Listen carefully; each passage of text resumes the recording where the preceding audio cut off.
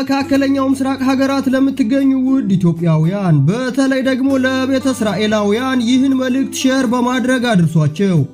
አንዳንድ ዓለም አቀፍ ሪፖርቶች እንደሚያሳዩት በትናንትናው ዕለት በኢራን ከተሰነዘሩ የሚሳኤል ጥቃቶች ውስጥ ክላስተር ቦምብ ተሸካሚ የሚባል የሚሳኤል አይነት መጠቀማቸው ተገልጿል።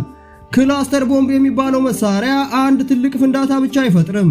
ከፍ ብሎ ሲፈነዳ ብዙ ትንንሽ ቦምቦችን በሰፊ አካባቢ ይበትናል። እነዚህ ትንንሽ ቦምቦች በሰፊ ቦታ ላይ ሲወድቁ ብዙ ጉዳት ሊያደርሱ ይችላሉ። አንዳንድ ጊዜ እነዚህ ቦምቦች ከወደቁ በኋላ ወዲያውኑ አይፈነዱም። ቆይተው በመፈንዳት ለሰዎች በተለይ ደግሞ ለሕፃናት አደጋ ሊያመጡ ይችላሉ። የሰብአዊ መብት ድርጅቶች እነዚህ አይነት መሳሪያዎች ብዙ ጊዜ በሰላማዊ ሰዎች ላይ አደጋ ስለሚፈጥሩ ከፍተኛ ስጋት እንዳለባቸው አስጠንቅቀዋል።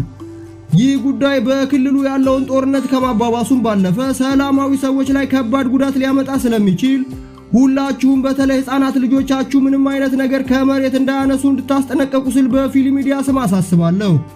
አዳዲስ መረጃዎች ሲወጡ እየተከታተልኩ የማሳውቃችሁ ይሆናል።